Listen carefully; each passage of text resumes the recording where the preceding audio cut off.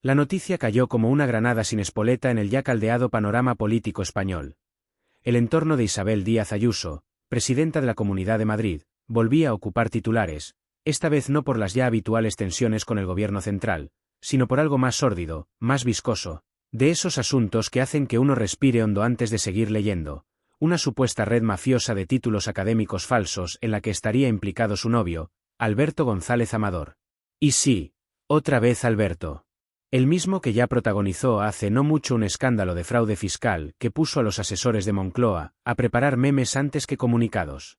Pero esta vez no se trataba de facturas falsas ni de declaraciones con más maquillaje que un desfile de drag queens. Esta vez hablamos de una supuesta red estructurada, casi artesanal en su profesionalización, dedicada a vender títulos universitarios y certificaciones académicas a personas que ni habían abierto un libro ni sabían conjugar el verbo estudiar.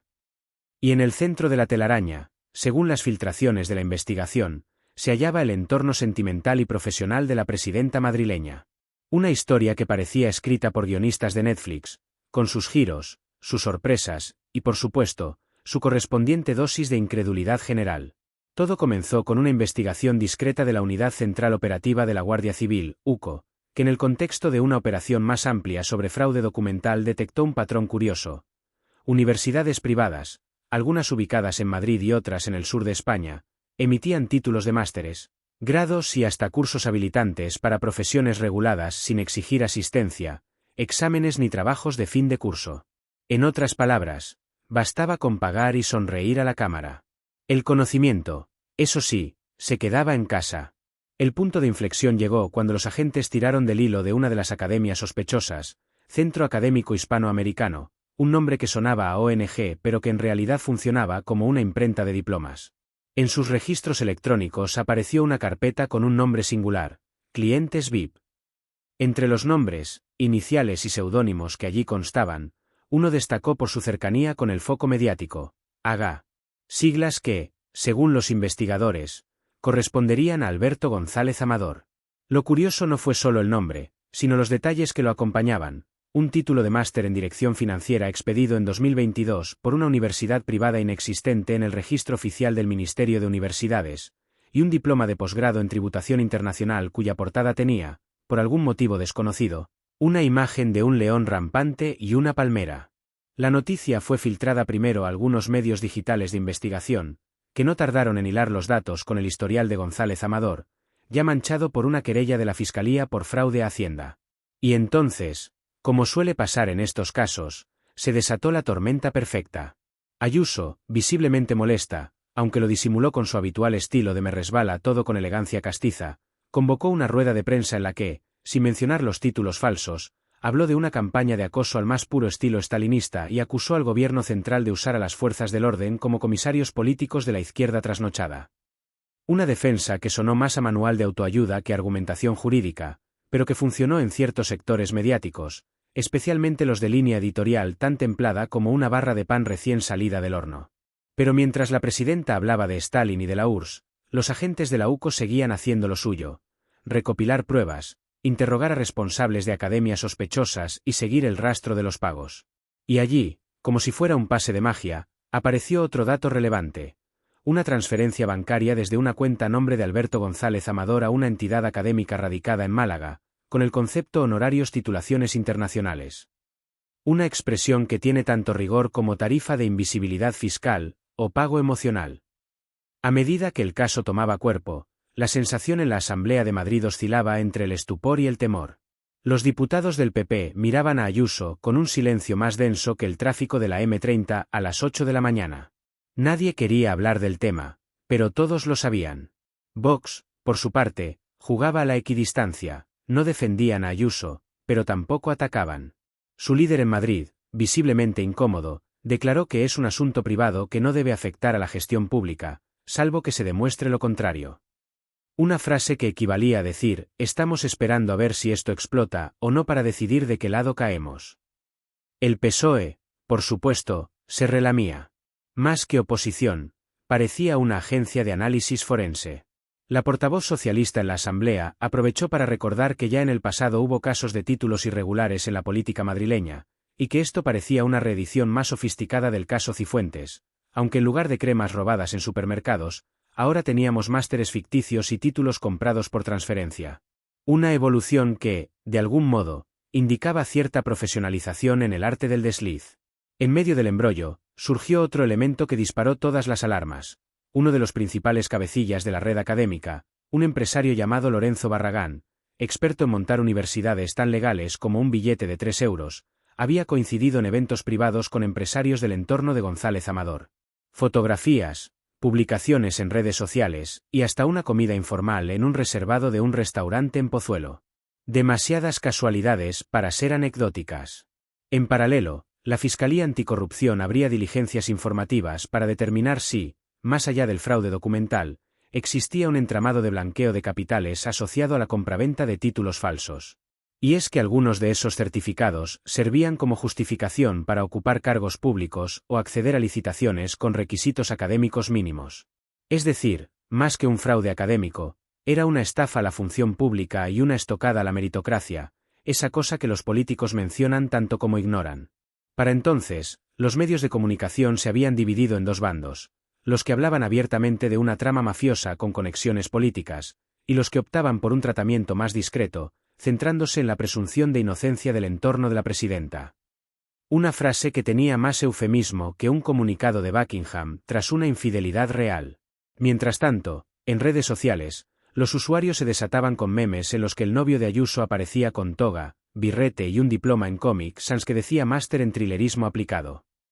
No tardó mucho en entrar en escena otro actor imprescindible en este tipo de historias, la Universidad Rey Juan Carlos, que, aunque no implicada esta vez, sufrió un déjà vu colectivo al recordar los escándalos previos con másteres fantasma.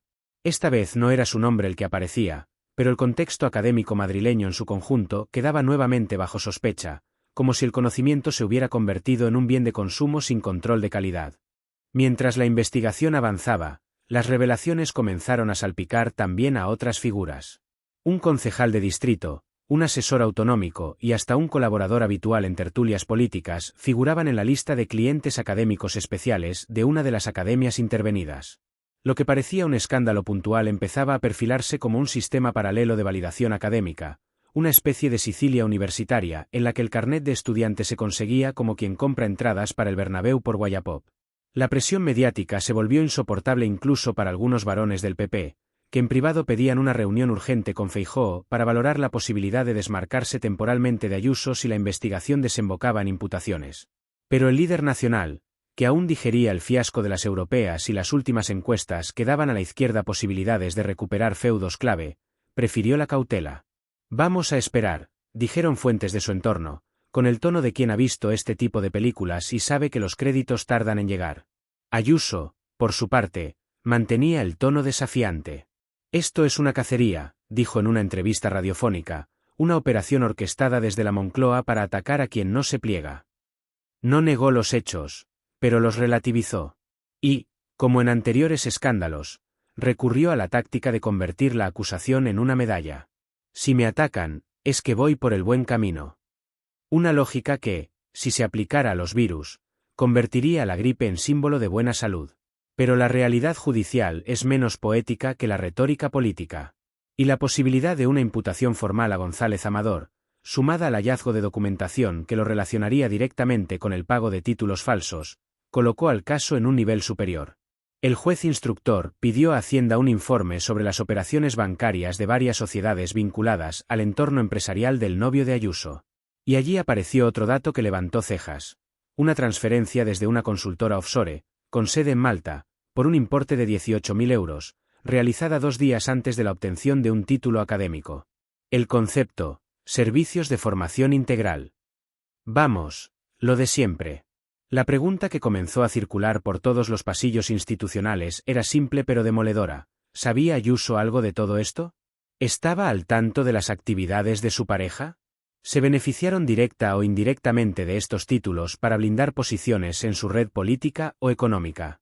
La presidenta respondió con su ya célebre combinación de desdén y sobreactuación: «No voy a entrar en las cloacas del Estado ni a dar pábulo a acusaciones basadas en filtraciones manipuladas». Pero el daño ya estaba hecho.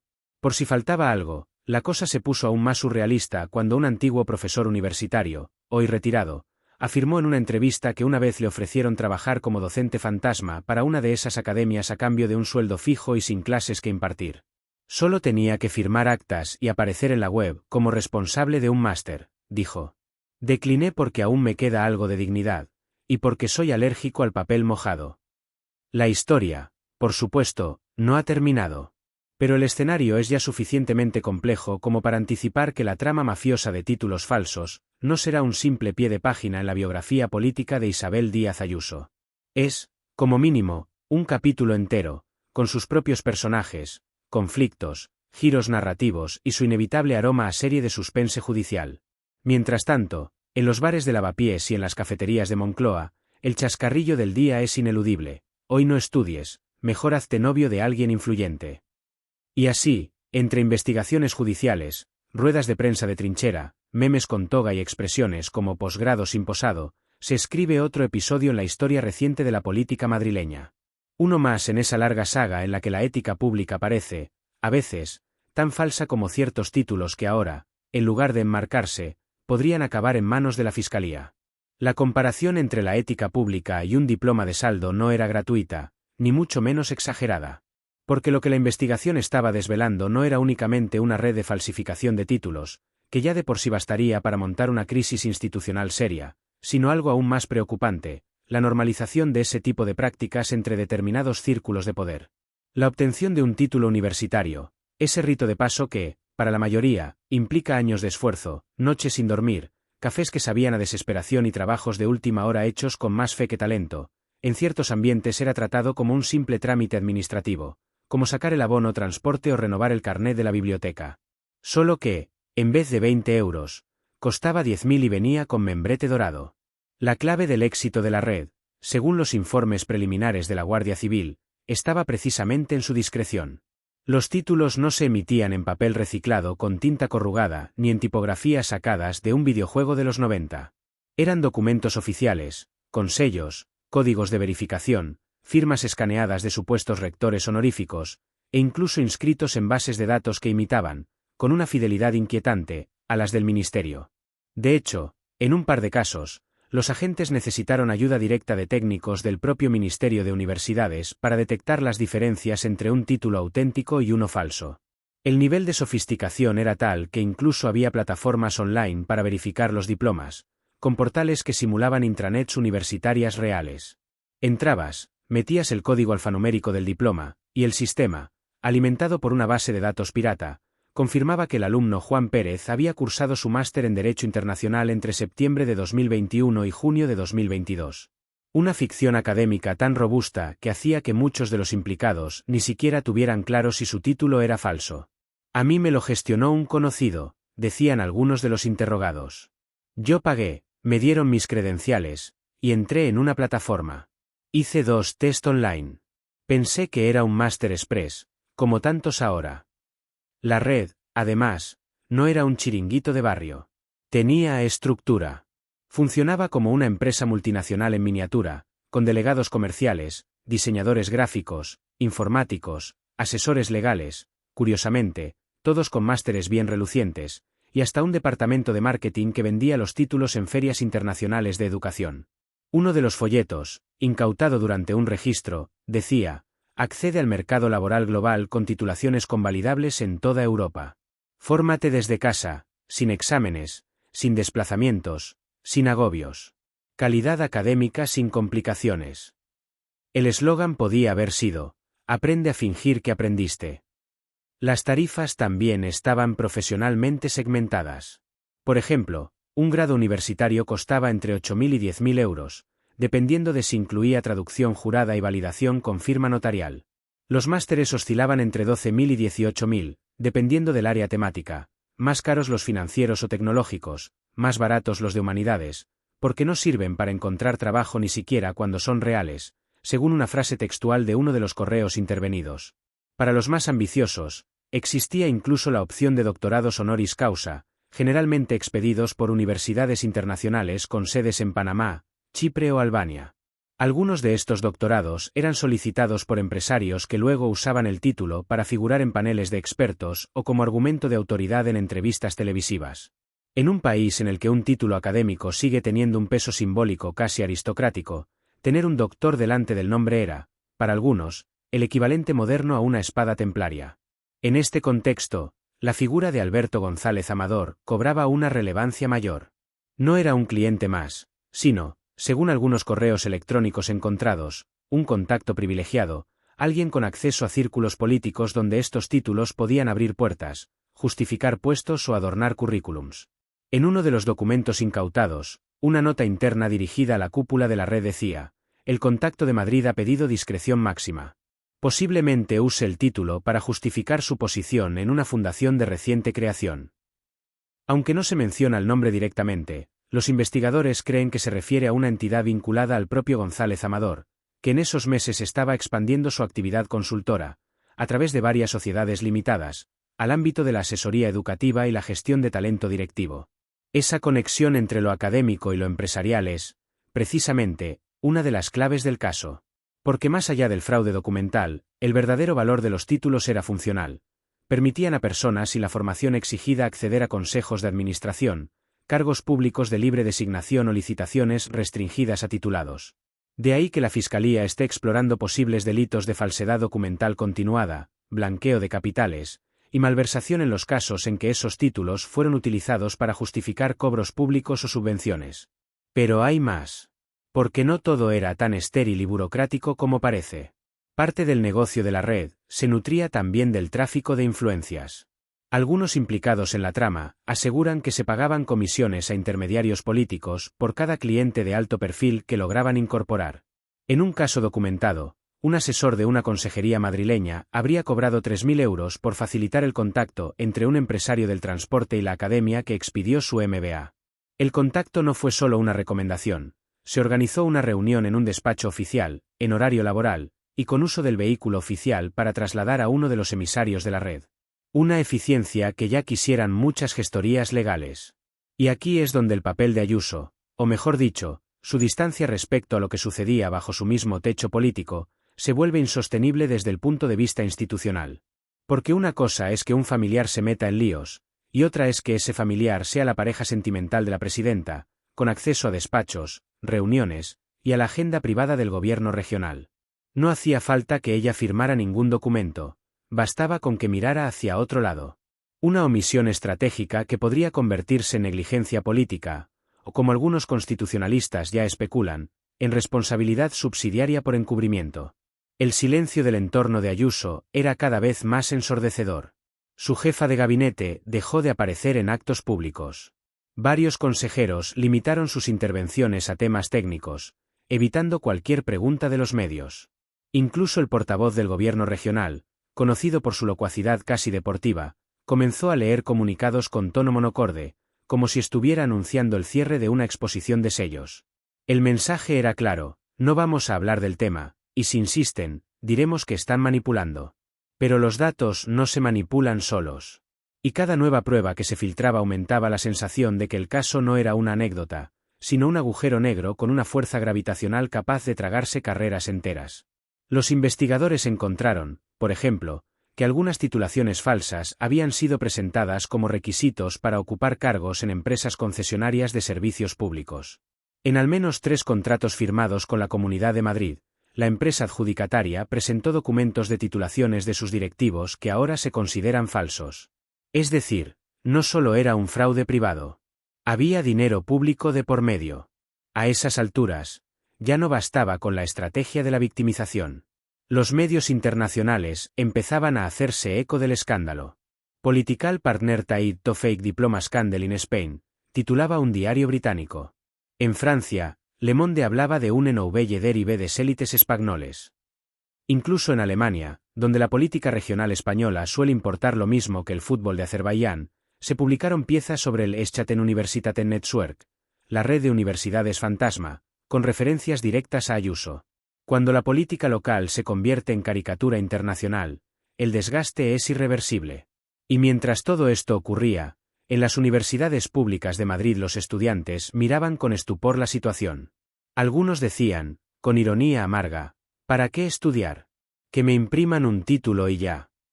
Otros, más cínicos aún, Empezaban a especular sobre si podrían recuperar alguna matrícula si demostraban que habían sido estafados, por no estafar. Las asambleas estudiantiles convocaron protestas con lemas del tipo «No somos gilipollas, solo estudiantes legales o si no estudias, al menos dimite». En el campus de la Complutense aparecieron pancartas con frases como «Más títulos falsos que horas de biblioteca», y en la Autónoma organizaron una performance en la que varios alumnos simularon una ceremonia de graduación ficticia, lanzando birretes al aire y recibiendo diplomas que decían «Summa cum fraude».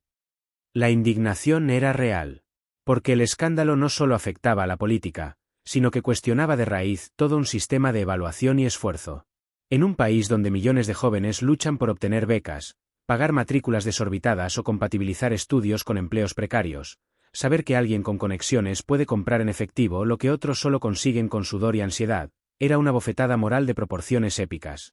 Y todo, al parecer, con epicentro en un piso elegante del barrio de Chamberí, desde el cual un asesor, consultor o pareja de la presidenta, según el titular que uno prefiera, habría gestionado su particular ascenso académico express, rodeado de certificados plastificados, cafés de cápsula, y una wifi cuyo nombre, según se ha filtrado con humor, era Universifake-5G. Porque incluso en las redes más oscuras, siempre hay espacio para la ironía. La conexión entre ese piso de Chamberí y la trama de títulos falsos, se volvió uno de los focos más intrigantes de la investigación. No era solo un domicilio cualquiera, era el cuartel general no oficial de muchas de las operaciones de González Amador. Un espacio donde, según testigos y documentos encontrados, se mantenían reuniones discretas con individuos que, aunque no figuraban en ninguna plantilla oficial, actuaban como verdaderos agentes de enlace entre las universidades fantasma y los clientes VIP. El salón del piso, decorado con un gusto funcional más propio de una startup que de una vivienda, se transformaba por las noches, según consta en algunas actas de vigilancia, en una especie de despacho improvisado, portátil abierto, teléfono en altavoz, conversaciones en clave, ya tenemos el diploma del de Segovia, el de Comercio Internacional, con el logo nuevo. Y brindis ocasionales con vino de supermercado caro, el de etiqueta sobria que intenta parecer francés. En una estantería del pasillo, los investigadores encontraron una carpeta negra con una pegatina blanca que decía, en mayúsculas, Docs. Sensibles. No tocar. Dentro, hojas plastificadas con diseños preliminares de diplomas, nombres en borrador, María R.C., Enrique G.G., y pruebas de impresión con distintas tipografías, desde una elegante serif que imitaba los títulos de Oxford hasta otras más modernas que recordaban a las de universidades privadas latinoamericanas. En un papel arrugado, posiblemente una nota interna, alguien había escrito con rotulador rojo, cambiar la firma del rector, la anterior parece fotocopiada. Buscar firma con acento internacional. La preocupación por el detalle era tan obsesiva como criminal. Una mafia con sentido estético. En una habitación contigua, supuestamente usada como despacho, había un pequeño escáner, una impresora de alta resolución y un ordenador portátil protegido con contraseña. Tras acceder a su contenido, gracias a una clave encontrada escrita en un post-it dentro de un libro de cocina sin abrir, los agentes localizaron una carpeta con el nombre Red de Colaboración Académica. Lo que contenía era más que un nombre inocente. Hojas Excel con nombres, direcciones, conceptos de pago, fechas de emisión, y en algunos casos, columnas tituladas Verificado por y nivel de riesgo. Los nombres que figuraban allí eran una mezcla curiosa de empresarios, asesores de partidos, periodistas de provincias, y hasta un par de personas vinculadas al ámbito deportivo. En una nota adjunta se leía: este cliente quiere algo con validez europea, pero que no se note que es comprado. Evitar logos sudamericanos. El mundo académico, convertido en boutique de títulos a medida. En ese mismo ordenador, un archivo Word titulado Reunión-LB-Abre22 detallaba un encuentro mantenido entre González Amador y el ya mencionado Lorenzo Barragán, el presunto cerebro financiero de la red. El documento incluía ideas para crear una filial española de validación académica que sirva de pantalla, así como un esquema de negocio basado en 3 patas: reclutamiento de clientes VIP, acuerdos con universidades títere extranjeras, y fabricación documental en España con sellos legales. En un apartado, se sugería contratar a ex-administrativos del ministerio para que hicieran verosímiles los sellos y validaciones. Uno de los comentarios al margen rezaba: el cliente de ella, SIC, quiere algo rápido, se está moviendo para que entre en el consejo antes de junio. Necesitamos fecha de entrega. La alusión a ella no pasó desapercibida para los investigadores. Aunque en ningún punto se menciona de forma explícita a Ayuso, el contexto dejaba poco espacio para las interpretaciones benevolentes. Sobre todo porque el nombre de la presidenta aparecía en otro documento tipo briefing, preparado para una reunión con un inversor catalán interesado en abrir un campus privado bilingüe en Madrid. En el resumen ejecutivo de la propuesta, redactado en tono corporativo, se leía: la figura institucional es favorable. Existe buena relación personal con el núcleo de la comunidad. Posibilidad de facilitar convenios marco y validaciones express. Nada ilegal en sí mismo, pero la conjunción de datos empezaba a trazar un paisaje institucional donde el poder público y el fraude académico bailaban juntos un tango demasiado sincronizado. Más allá de lo estrictamente documental, había también elementos más etéreos pero igual de reveladores. Correos electrónicos con frases en clave: tenemos matrícula para el amigo del norte, el chico de los seguros quiere 2 títulos, uno real y uno light, listas de pendientes con nombres acompañados de emojis de libros y birretes, e incluso montajes en Photoshop guardados con nombres absurdos como MBA-Realdeal-Final de Verdad 3 PSD, lo cual indica que ni los implicados se fiaban de sus propias versiones. Todo esto sin olvidar una conversación de WhatsApp recuperada de una copia de seguridad que mostraba cómo uno de los colaboradores preguntaba si convenía hacer el diploma con texto en inglés, para que parezca más internacional, a lo que otro respondía: sí, y que tenga QR falso. Ya la gente ni escanea, solo presume. También se encontraron indicios de ensayos de firmas. En una carpeta física etiquetada como modelos firmas antiguas, había páginas impresas con decenas de firmas distintas, presumiblemente de rectores ficticios o suplantados, acompañadas de anotaciones sobre el trazo: muy redonda, parece de colegio, esta tiene más autoridad, hacerla más europea. En una esquina, otra nota escrita a mano: buscar firma que recuerde a la de Calviño, pero sin ser igual. El cuidado por la verosimilitud era casi obsesivo, como si cada diploma fuera una obra de arte destinada a sobrevivir una inspección. Una falsificación con pretensiones de autenticidad museística. En el frigorífico, como curiosidad, los agentes anotaron la presencia de botellas de vino blanco, sobres de jamón ibérico precortado, y una bolsa de supermercado que contenía al menos 5 tazas con el escudo de la Universidad Complutense. Aparentemente, recuerdos irónicos, aunque uno de los investigadores dejó constancia de que quizás eran parte del atrezo para reuniones formales que se organizaban en el salón. El componente teatral de la estafa era innegable. Cada visita, cada entrega de diploma, tenía un aire ceremonioso, aunque improvisado. Incluso se llegó a encontrar un birrete, sí, un birrete real, guardado en una caja con una etiqueta: usar solo con clientes especiales. Aquel piso de Chamberí era más que una vivienda. Era un pequeño centro logístico de la impostura académica, un decorado institucional donde la realidad se mezclaba con la ficción con una naturalidad pasmosa. Lo llamaban la oficina, aunque no tenía cartel. Los vecinos pensaban que era una agencia de seguros. Una vecina del cuarto, al ser preguntada por la policía, dijo que siempre veía entrar a señores trajeados, jóvenes, con pinta de ser ejecutivos. Otro afirmó que una vez preguntó si allí daban cursos y le dijeron: no, esto es algo más privado. Y vaya si lo era. Lo cierto es que ese núcleo físico, ese domicilio aparentemente anodino, se convirtió en una suerte de símbolo de cómo opera el fraude cuando se profesionaliza, con impresoras silenciosas, reuniones discretas, contratos que nunca se firman del todo, y una atmósfera en la que la trampa no solo no se oculta, sino que se institucionaliza. Como si la mentira se mereciera una oficina propia, con su cafetera, su wifi de alta velocidad y su escudo universitario ficticio colgado junto al perchero. Y mientras todo eso pasaba puertas adentro, afuera, en la calle, la realidad académica madrileña seguía girando al ritmo habitual. Los estudiantes salían de clase, con ojeras y apuntes arrugados, sin saber que a unas manzanas de distancia alguien vendía con soltura lo que a ellos les costaba años conseguir. Eso, al final, era lo que más dolía.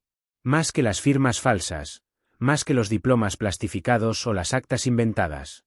Lo que dolía era la certeza de que, en ciertos círculos, todo se puede comprar. Incluso el esfuerzo de los demás.